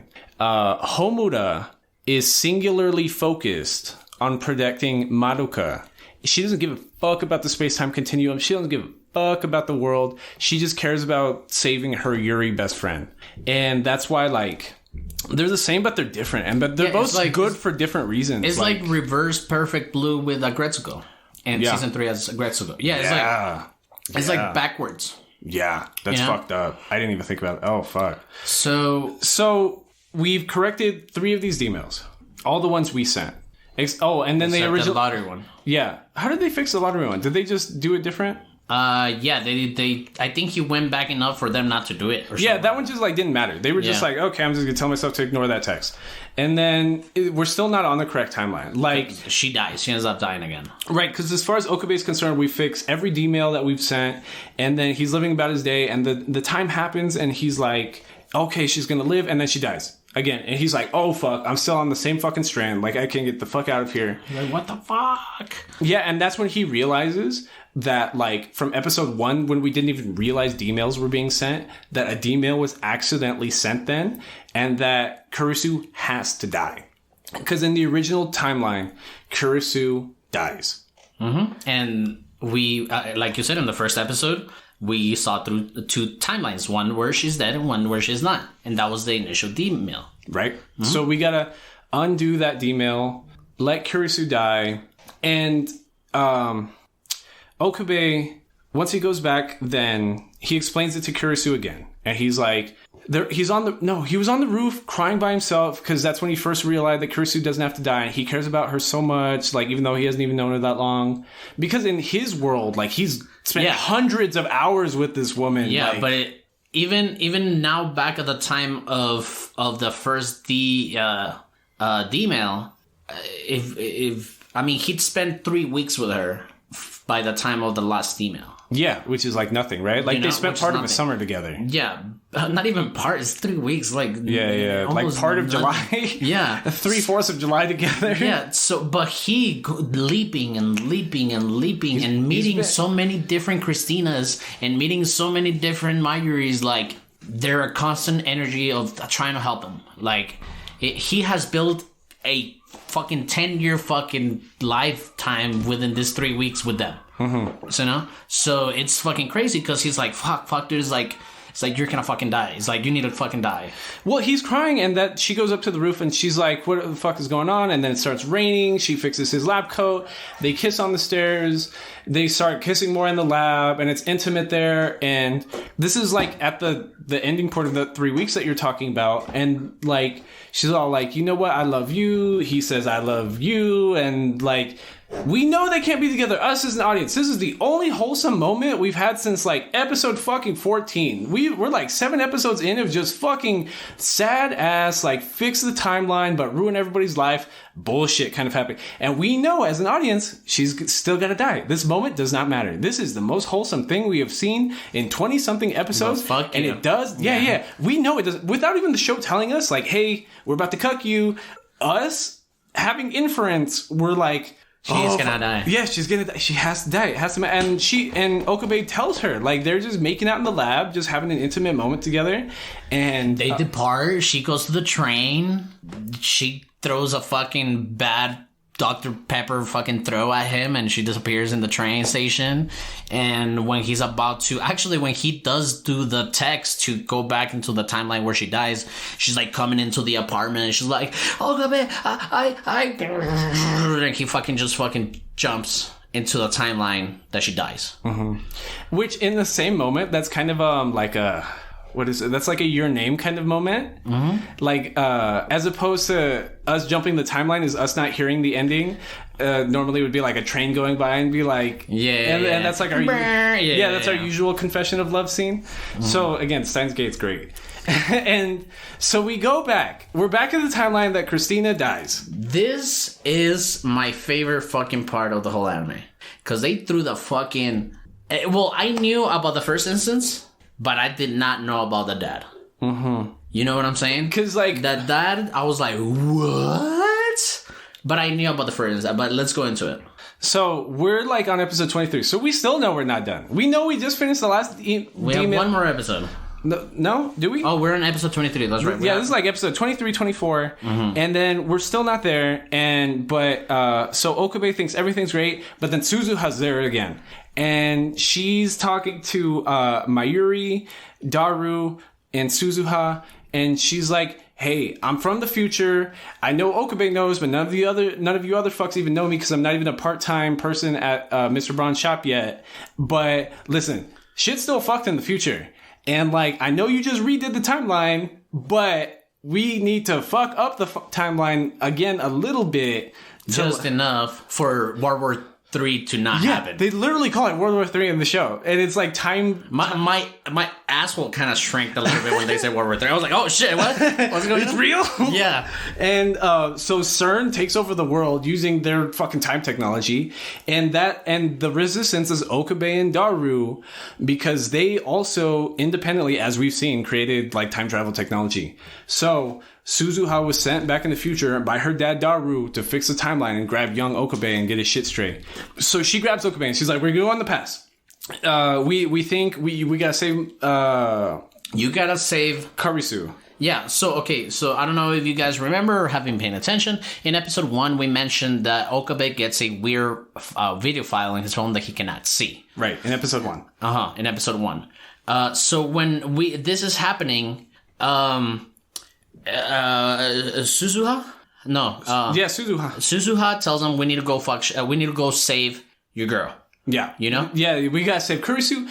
And like... Nobody knows Kurisu. Yeah, even my hero is like, who the fuck is Kurisu? And Okabe's just like, oh, I gotta save Kurisu. I gotta save my girl. Blah, blah, blah, blah, blah. But when she presents this idea to non-traveling Okabe, he's like, no, dude. He's like, I'm done. Yeah, I've gone through this. I'm done with time travel. I don't care. Blah, blah, blah. This and this and that. And Mayuri's like, she doesn't remember Christina, but she's like, she almost feels something that she's like, this woman is important to you. I can see it in your face. It's like, you need to fucking go. So anyways, he gets sent. We go back to episode 1. Right, which is the fucking science conference. Where Mayuri gets her special edition fucking Upa. It's an Upa. Wow, how long have we been recording? Fucking 2 hours almost. Oh my god, I just remembered it's called an Upa. Okay. An Upa. And we go back to that instance, but now we see future Okabe on the background of all the scenes in episode 1. Yeah, and Suzuha tells him, like, hey, don't create a time paradox by interacting with yourself. So he has to avoid himself. So now I go back to this instance in episode 1 where Christina Kurisu sees Okabe and he's like, come on, tell me what you were going to tell me. But Okabe did not remember her. Because she interacted with future Okabe. Because she bumped into future Okabe and Okabe's just like, he's so in love with her. Like, he sees her alive and he's like, and he just fucking dips. Mm-hmm. He dips and... he waits for that moment in that room where he found dead Kurisu. Right. So he waits there, and I'm telling you, dude, I love this part. Go ahead. Like, I love... Me? So he's waiting behind some boxes, behind like a storage closet. Kurisu is walking by. She has some papers in her hand. Thesis. It says thesis on it. It says thesis on it. And then, so he's just listening. And then up turns the really mean presenter from episode 1 who was arguing with Okabe about how his research was bullshit. And he just got laughed at by Okabe in this timeline for his research being garbage. And we see this dude approach Kurisu and being like, and Kurisu's there because she's like, hey, father, like, I brought my research for you. We can put our names on it together so that you can finally fucking love me. And we've seen this throughout a little bit. Like, Kurisu has like a strained relationship with her family unit. And that's why she liked living in America alone. Like, she overdid her dad. Yeah, and her dad was a little bitch about it. The moral of Steins Gate is it's just about like don't have dick parents. It's just about the fall of the male ego. Like Kurisu's dad just could not be outdone by his daughter because we see that Kurisu's like, my dad hates when I'm successful, and this is like the fulfillment of that because she's like, hey, I solved time travel. I've got my paper here. We can present this together. And he's like, how fucking dare you? I'm just going to take your paper and just like... I'm going to present it for myself. Who the fuck are you to make me a teammate of yours? Blah, blah, blah. Yeah, and he's going to like choke her out. And he was choking her already. Yeah, like he was gonna murder her just by choking her out. And that's when we see Okabe like come out of the boxes like, hey, fuck you, and start punching the dad. But then he pulls out the dad pulls out a knife and tries to stab Okabe. Yeah, and tries he punches him, falls back, and then he goes back into Kurisu and like about to like stab her or something, right? Right, but then Okabe moves him, but Okabe grabs a screwdriver that's on the floor to try to stab the dad. But the dad moves out of the way. Oh no, Kurisu gets in the way because she doesn't want her dad to be fucking stabbed. No, so Kurisu's pinned to the wall by her dad, and then Okabe comes behind her with the screwdriver. But then the dad moves in that instance, and he ends up stabbing Kurisu. Right, so Okabe stabs Kurisu on accident with the screwdriver, and that's how she bleeds out. So the timeline stays the same because we still see a dead Kurisu's body on the floor. This is what I like to imagine that the first time loop went. Yeah. Right? Okabe would have had to still been there because Kurisu was Because gonna get choked out by her dad. So her being on the floor stabbed means that like future Okabe was still part of that timeline. And so we find out that when he fucks up, Kurisu is still murdered by his own hand. They go back in time with Suzuha. no, hold on, finish this timeline. Oh, go ahead. So That's right, the Russia thing. Yeah, Kurisu's dad is now gonna sell Kurisu's research to the Russians as like a Russian secret operative, and that's how CERN's gonna like take over the world, and everything's like a time travel battle. Well, not even CERN anymore. It was just about time traveling, and Russia got this first hand on it, so that's how World War III started. Pretty much. But what did the metal Upa have to do with it? So during the news that we were getting from Russia in Japan, like he's like at this press conference and he's like, oh, if it would have been for this weird thing that I found on my jacket, they wouldn't catch it because it was a metal special edition Upa. So when they metal scanned them in the airport, they didn't find the metal clip in the thesis of Kurisu. Oh, right. Okay, you're right. So we know that Christina had grabbed the metal Upa at a certain point, and that's what fell into the dad's jacket. And the jacket is what helped him get through airport security and not get detected with the secret thesis, and that let him get to Russia. Mm-hmm. So then, Suzuha sends them back to our present day, which is only like 2 days later. And Okabe is distraught. Like, he's like, oh fuck, I killed her this time. What the fuck is happening? And like, he loves this woman and he's so sad. And Suzuha like is just like, nope, we gotta go back. That's it. She's like, go through your phone. That you have a file. Yeah, you have a file, which you should be able to see it now. Which is that staticky video from episode 1. And you know why he couldn't see it? Why? Because he didn't kill her in that timeline. Mm-hmm. So now that he killed her, he grew old with that timeline that he killed her. Mm-hmm. So that's what we see in the video. In the video, we see an old Okabe that had murdered Kurisu that made his own time machine to fix World War III, which wouldn't have happened if he wouldn't have killed Kurisu with the metal Upa. Right. So now he has access to this video, and eccentric old Okabe is talking to young eccentric Okabe, discouraged Okabe. He's like, dude, we got this. We're still the fucking crazy scientists that you think we are, and just fucking go, dude. It's like, the reason we have to do this is because you have to live with that pain of Kurisu being dead. Like, there's no way around it. So you have to trick yourself into Kurisu being dead. Mm-hmm. So we do it again. We go back in the past. That time machine only has 2 fucking jumps. One to go over there and one to go back. Right. So we go again. And so we're back at the storage fucking closet with the fight with Kurisu's dad. And this time, like, when Kurisu's dad comes out with the knife, Okabe just stands in front of it and gets, like, stabbed. Because he's like, oh, fuck, Kurisu cannot die right now. That's the only reason we're here, is for Kurisu not to die. So he does a self-sacrifice moment and just, like, takes the stab wound in the gut. The first thing he does is that he anticipates the purchase where they would get the metal Upa. Mm-hmm. Oh, so he buys the metal Upa first so that they get a plastic one. Correct. So that the dad can't actually, like, get not detected on the plane. So the dad still steals Kurisu's research and tries to dip out. So Okabe gets stabbed. And Suzuha finds him, like, oh, no. He took some... Okay, let me go. You had your chance. Yeah, okay. So... he knows that he has to go back. He has to trick himself into thinking that Kurisu was killed. So he decides to take some coagulant-looking blood liquid to the past. One of the future gadgets had fake blood in the hilt. Which, with the time travel, that thing coagulated is no longer liquid. He's in the room that he finds Kurisu dead. So he's like, fuck. I need blood. Right, because main Okabe needs to see a dead Kurisu body. Correct. So Okabe's plan is to use the fake blood from Future Gadget, whatever the fuck, to just like put blood. Just put blood on Kurisu, make her pass out, make her lay on the floor. Okabe sees it, but it coagulates. It coagulates, and he's like, "Oh fuck! I need something that looks like blood because if then he's not gonna believe it. He's just gonna see a passed out girl here." Right. So he uses that Future Gadget to knock out Kurisu. No. Yeah. No. The dad comes in, the intrication still happens, but since Okabe, knowing that he needs blood, he fucking entices the dad. He's like, come on, motherfucker, stab me. And he just fucking stabs him. Boom, neutralizes the dad, gets his own hand, makes his fucking wound bigger so he can drop more blood.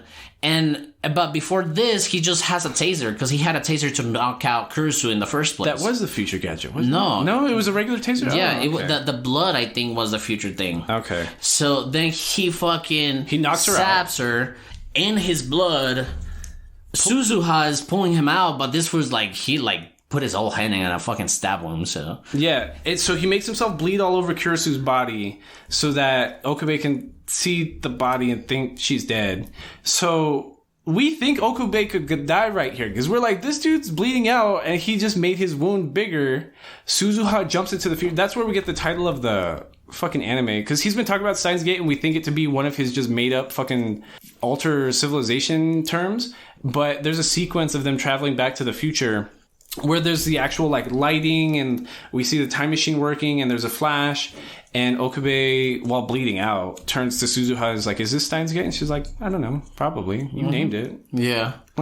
So the term Steins Gate didn't even matter. It was just the metaphor for traveling through time. That's what Steins Gate means. Yeah. I guess completing a loop of fuck ups pretty much. Yeah. So they go back to the future. The next scene, end of episode. Next scene we see is Mayuri going to the hospital with flowers. She shows up to the hospital. Okabe's not there. And this is episode 25. This is their official end. The official end. And basically, Okabe got stabbed, lived, and then once he was better, he started looking for Kurisu, as she was alive. But at the same point, this timeline's Kurisu knows that Okabe saved her from getting killed by her dad. So she's just and put a lot of his blood on her. Yeah, which is scary. Whatever. So she's been spending these past few days looking for him, and Okabe just running across town acting all crazy, Kurisu running around They have an anime moment. They have the fucking your name. The end of your name on the stairwell. They see each other from across the crowd and they're like, that's you. I've been looking for you for I've been looking for you. I love you. I rescued you. End of anime. And of the official Steins Gate anime, and I liked it. I loved it. Oh, it's it reminded me of Madoka in a very deep level. So yeah, it's good. It's so that's why I suggested it because I was the one that suggested to put it on the poll. And the only reason I suggested it was because I was going through my anime list. I was like, what have we not seen? And number 2 on my anime list, Steins Gate. How the fuck have we not seen Steins Gate? I was like, oh shit. And I'm glad that it won the poll. It's so as we talked about this, nerds. We just finished with Steins Gate, but are we gonna have a nerd down? We're not having a nerd down. Do you want to talk about the OVA first? That's what I was gonna go. Do you want to talk about this? No, the nerd down? Right. No, you're right. We'll talk about the OVA first part of the nerd down. After we discuss Howl's Moving Castle, which is episode 23, which you will hear on Wednesday, which we are about to record. Yes. After a pee break. Yes. And thank you, nerds. Join us for the Nerd Down and Howl's Castle. Subscribe. Please subscribe to our podcast. If you do listen, please remember to subscribe. Follow us on Twitter at Between Nerds.